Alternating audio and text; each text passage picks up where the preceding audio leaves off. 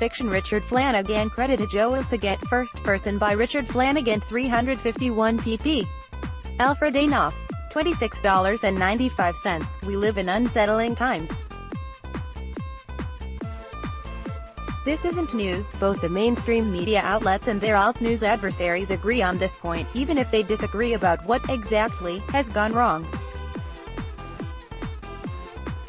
As unnerving as the last few American decades have been, it feels as if the last couple of years have been quantifiably different from what came before, and that the wall that once separated reality from fiction has been beaten into a pile of stones.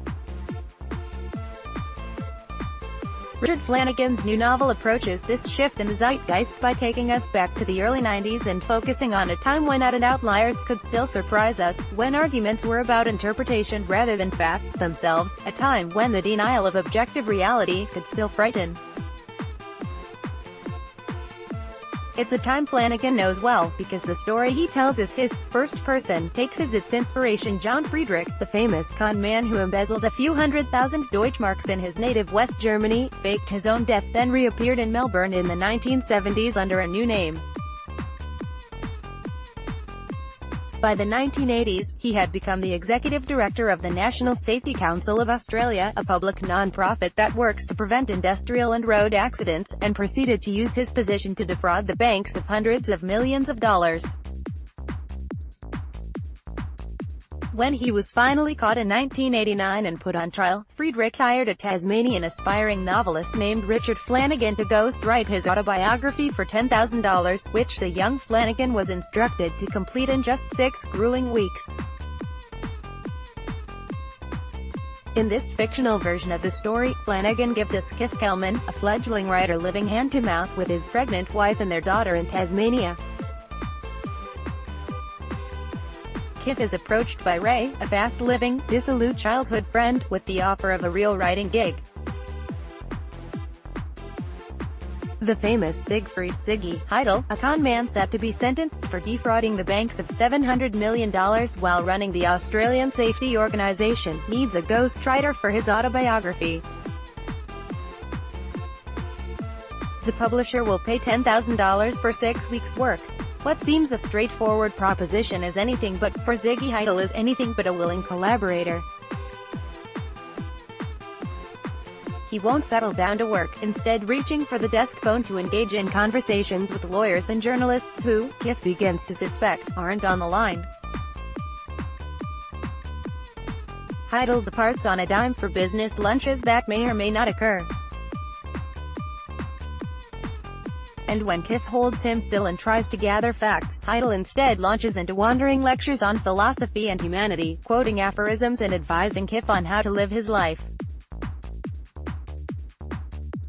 Like Ziggy Stardust, Heidel has an exotic charm. He's a chronic seducer who has learned, like every good con man, that his victims will always meet him halfway. Trust is the oil that greases the machine of the world. Even people we hate we trust.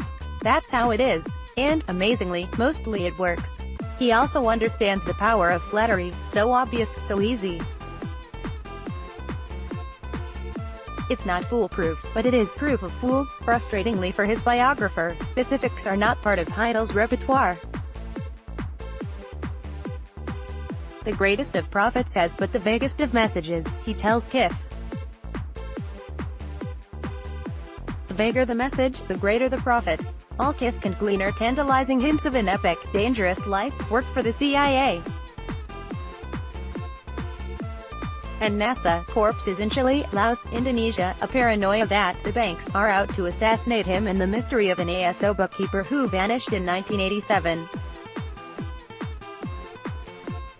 Questions, not answers. Shadows without substance. All of it, quite possibly, a lie.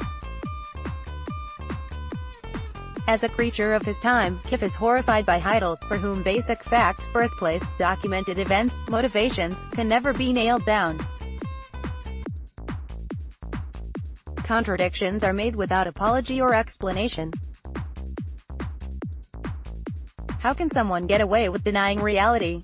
Is it the endless Machiavellian play of the ultimate con man, or does Heidel believe what he says when he says it? Is this, Kif wonders with the naivete of a time that isn't now, the face of evil? Images the weeks slip away. Kif despairs of ever finishing the book and earning the money his family desperately needs. Heidel feels none of his urgency. Instead, he seems more interested in drawing Kif into his world, creating in him an acolyte. In explaining how he kept his scam going for so long, Heidel says, "I made it up. Every day, just like you. Like a writer." And then, moments later, what do you think a businessman is? A politician? They're sorcerers, they make things up. Stories are all that we have to hold us together. Religion, science, money, they're all just stories. Australia is a story, politics is a story, religion is a story, money is a story, and the ASO was a story. The banks just stopped believing in my story. And when belief dies, nothing is left. While Heidel as a character is deeply compelling, and Flanagan writes with acute sensitivity about Kif's swelling anxieties made deeper by his gradually crumbling marriage, for a long stretch the story idles, taking us through the circular routine of Kif's daily slog. He heads into the publisher's office, either despairing or full of renewed purpose, and Heidel parries successfully. It's a relief when the 6 weeks runs out and the story steams ahead again, taking unexpected turns and raising the stakes for everyone. Here, too, is where Flanagan's thinly veiled autobiography ends, for instead of growing into a Booker Prize-winning novelist, Kif finds success creating reality TV shows, where fiction and reality are indistinguishable. It's a sign of the times. We need a man like Ziggy now. Ray tells him. Someone who does, someone who gets it done. Not for himself, for others. For us. Heidel may have cheated the banks, Ray points out, but the banks cheat everyone else, and perhaps they deserve to be swindled even more.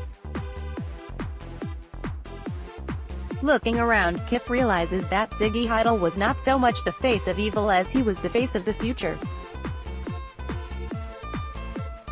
This fact is brought home when Kif visits New York and drinks with Pia, his old editor. They're accosted by one of her authors, a glittering young literary star from Brooklyn who only writes autobiography. With the absolute surety that only experience can erode, she says, just the thought of a fabricated character doing fabricated things in a fabricated story makes me want to gag.